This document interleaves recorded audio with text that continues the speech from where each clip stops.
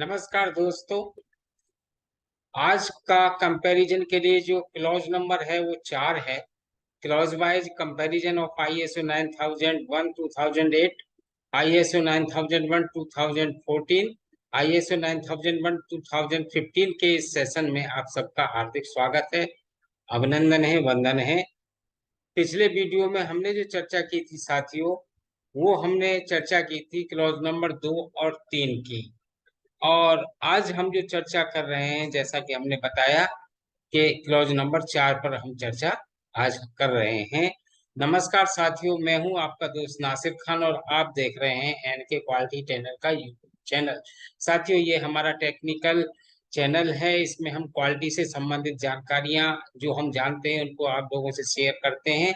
आप हमारी जानकारी के माध्यम से अपने इंडस्ट्री में, अपने वर्क प्लेस पर इससे फायदा ले सकते हैं। चलिए आज का हम चर्चा शुरू करते हैं। इस स्लाइड में हम दिखा रहे हैं 3 कॉलम और तीनों कॉलम हैं ISO 9001 2008 के लिए पहला है, और दूसरा कॉलम है ISO 9000 2014 के लिए, और तीसरा कॉलम है ISO 9001 2015 के लिए। चलिए क्लॉज नंबर 1, क्लॉज नंबर 4 मतलब पहला जो से शुरू कर रहे हैं। क्लॉज नंबर 4 है quality management system. Quality management system ये 2008 में था। और क्लॉज नंबर 4 का सब क्लॉज 4.1 जनरल रिक्वायरमेंट के अनुसार जो डिटेल दिए हैं, वो ये डिटेल्स के अनुसार ये है: establish, document, implement, maintain and continually improve quality management system. To implement quality management system, the organization shall. एक ऑर्गेनाइजेशन को क्या करना है? आइडेंटिफाई प्रोसेस नीडेड, प्रोसेस की जानकारी, उसे क्या प्रोसेस की आवश्यकता है वो पता करना है। Determine the sequence and interactions, ये पता करना है। और determine criteria and method needed to ensure effective operation, ये डिटेल दिए हुए हैं। और डी नंबर है ensure availability of resources and requisite information। E है measure, monitor and analysis। और एफ है ensure achieve planned results and improvement, identification and control of outsourced processes with quality management system. कहने का मतलब ये है कि चौथा जो क्लॉज है वो क्वालिटी मैनेजमेंट सिस्टम है, और उसमें जो सामान्य आवश्यकता है उसके बारे में ये जानकारी यहाँ दे रहे हैं। ये था 2008 में, लेकिन 2014 में जो क्लॉज नंबर 4 आया, वो आया कॉन्टेक्स्ट ऑफ द ऑर्गेनाइजेशन। यानी ये आया संगठन का संदर्भ समझने के लिए। इसका सब क्लॉज 4.1 कहता है understanding the organization and its context. The organization shall determine external and internal issues that are relevant to its processes and its strategic strategic direction, and that affect its availability to achieve the intended results of its quality management system. The organization shall monitor and review the information about these external and internal issues। यानी संगठन का संदर्भ, संगठन और उसके संदर्भ को समझना क्या है कि संगठन बाहरी और आंतरिक मुद्दों का निर्धारण करेगा जो इसके उद्देश्यों और इसकी रणनीतिक दिशा के लिए प्रासंगिक हैं, और जो इसकी गुणवत्ता प्रबंधन प्रणाली के इच्छित परिणाम प्राप्त करने की क्षमता को प्रभावित करते हैं। संगठन इन बाहरी और आंतरिक मुद्दों के बारे में जानकारी की निगरानी और समीक्षा भी करेगा। ये था हमारा 2014 में कंडीशन क्लॉज नंबर 4 की। अब क्लॉज नंबर 4 की 2015 में, यानी ISO 9000 2015 के क्लॉज नंबर 4 की कंडीशन जो 14 में थी वही 15 में भी है, लेकिन मैं फिर भी इसको डिस्क्राइब करने की कोशिश करता हूँ। क्लॉज नंबर 4 है 2014 के स्टैंडर्ड के अनुसार कॉन्टेस्ट ऑफ द ऑर्गेनाइजेशन। 4.1 सब क्लॉज है understanding the organization its and its context. The organization shall determine external and internal issues that are relevant to its process and its strategic direction and that affect its ability to achieve the intended results of its quality management system. The organization shall monitor and review information about these external and internal issues. संदर्भ संगठन का संदर्भ clause number 4.1 जो सब clause है संगठन और उसके संदर्भ को समझना। संगठन बाहरी और आंतरिक मुद्दों का निर्धारण करेगा जो इसके उद्देश्य और इसकी रणनीतिक दिशा के लिए प्रासंगिक हैं और जो इसकी गुणवत्ता प्रबंधन प्रणाली यानी क्वालिटी मैनेजमेंट सिस्टम के इच्छित परिणाम प्राप्त करने की क्षमता को प्रभावित करते हैं। इन संगठन इन बाहरी और आंतरिक मुद्दों के बारे में जानकारी की निगरानी और समीक्षा करेगा। कहने का मतलब है कि अंदर से यानी इंटरनली और एक्सटर्नली दोनों कंडीशन में संगठन ये समीक्षा करेगा कि जो उसके क्वालिटी मैनेजमेंट सिस्टम को प्रभावित करते हैं वो कौन कौन से मुद्दे हो सकते हैं, कौन कौन से पॉइंट्स हो सकते हैं, उन चीजों को वो रिव्यू करेगा। क्लॉज नंबर 4 और 4.1 क्लॉज सब क्लॉज जो है वो बताता है। अगला इसी का कंटिन्यूएशन में है, जो कंटिन्यूएशन में 2008 में जो पीछे से हम देखें तो उसका है कि where an organization choose to, उसी चीज को कंटिन्यूस करने के लिए ये बता रहे हैं कि when an organization chooses to outsources any process that effects product conformity to requirement. यदि ऑर्गेनाइजेशन कोई आउटसोर्सेस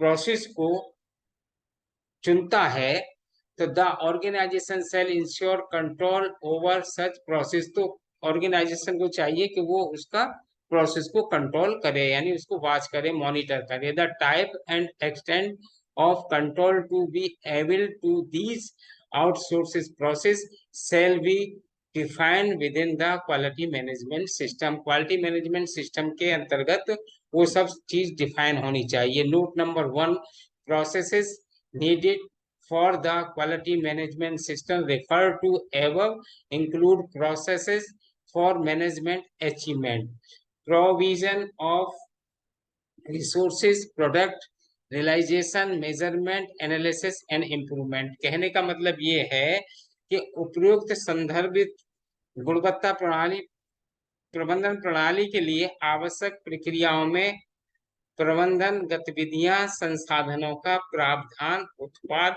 प्राप्त मान, माप, विश्लेषण और सुधार के लिए प्रक्रिया शामिल है। यानी जितनी भी एक आउटसोर्सेस प्रोसेस में प्रक्रिया हो रही है उन्हें ओवरऑल उसको अपने मॉनिटरिंग में रखना है, ये कहने का मतलब है। ये था 2008 में। 2014 में नोट नंबर 1 कहता है understanding the external and context can B facilitated by considering issues arising from legal, technological, competitive, market,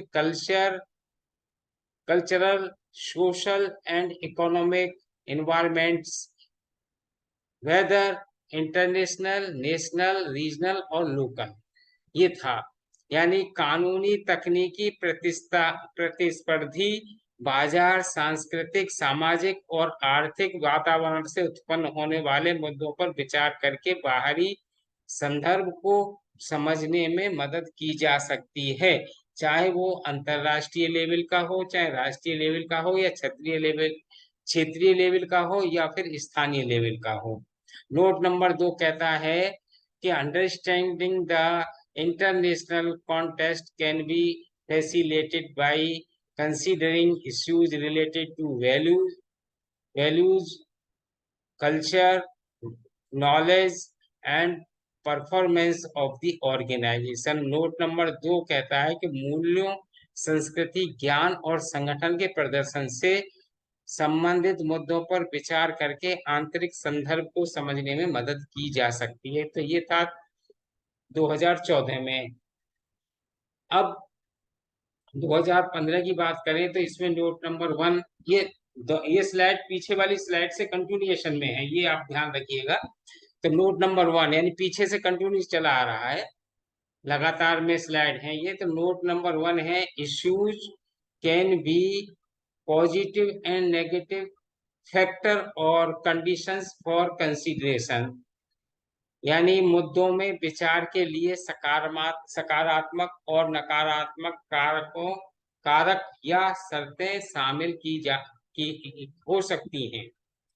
और नंबर 2 है, understanding the external context can be facilitated by considering issues arising from legal, technological, competitive, market, cultural, social and economic environment, whether international, national, regional और local। कानूनी, तकनीकी, प्रतिस्पर्धी बाजार, सांस्कृतिक, सामाजिक और आर्थिक वातावरण से उत्पन्न होने वाले मुद्दों पर विचार करके बाहरी संदर्भ को समझने में मदद की जा सकती है, चाहे वो अंतरराष्ट्रीय हो, राष्ट्रीय हो, क्षेत्रीय हो या स्थानीय हो। तो ये था पहली स्लाइड और दूसरी स्लाइड का कंटिन्यूएशन का चर्चा, क्लॉज नंबर जो 4 के बारे में बात कर रहे थे। अभी ये 2008 यानी 14 और 15 में कुछ नहीं है, आगे यहीं पर खत्म हो गया, लेकिन 8 का लंबा था। तो 8 में जो अगर हम बात करते हैं पीछे से, तो यहाँ पर जो दिया हुआ था नोट नंबर 1, नोट नंबर 1 के बाद में ये आगे दिया हुआ है डिटेल इसका। ए क्लोज में, नोट नंबर 1 के क्लोज में, the potential impact of the outsources process on the organization's capability to provide product that conforms to requirement। और बी पॉइंट कहता है, the degree to which the control for the processes is shared, the capability of achieving the necessary control through the application of 7.4। B कहता है A B C,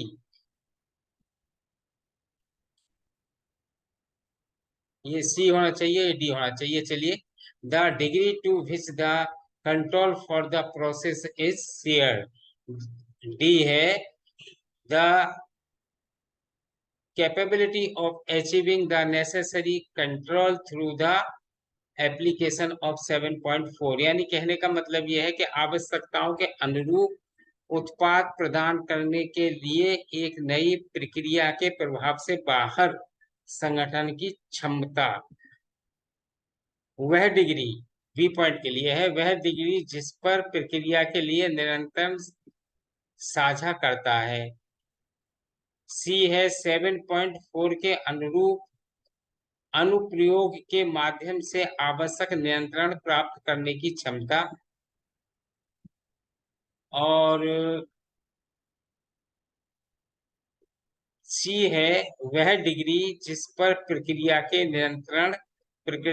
लिए निरंतर साझा करता है। और डी है, 7.4 के अनुप्रयोग के माध्यम से आवश्यक नियंत्रण प्राप्त करने की क्षमता। तो साथियों, आज के वीडियो में हमने जो कोशिश की क्लॉज नंबर 4 को समझने की और समझाने की, तो आशा ही नहीं पूर्ण विश्वास है कि आप समझ गए होंगे। मैं आपका हृदय से आभार व्यक्त करता हूं जो कि आपने वीडियो वॉच किया। यदि वीडियो अच्छा लगे तो आप इसको सब्सक्राइब जरूर कीजिएगा, बने रहिएगा एनके क्वालिटी ट्रेनर के यूट्यूब चैनल के साथ। अपना रखिए ख्याल, विदा लेता हूं अगले वीडियो तक। नमस्कार दोस्तों, मैं हूं आपका दोस्त Nasir Khan. Okay, thank you so much, good night.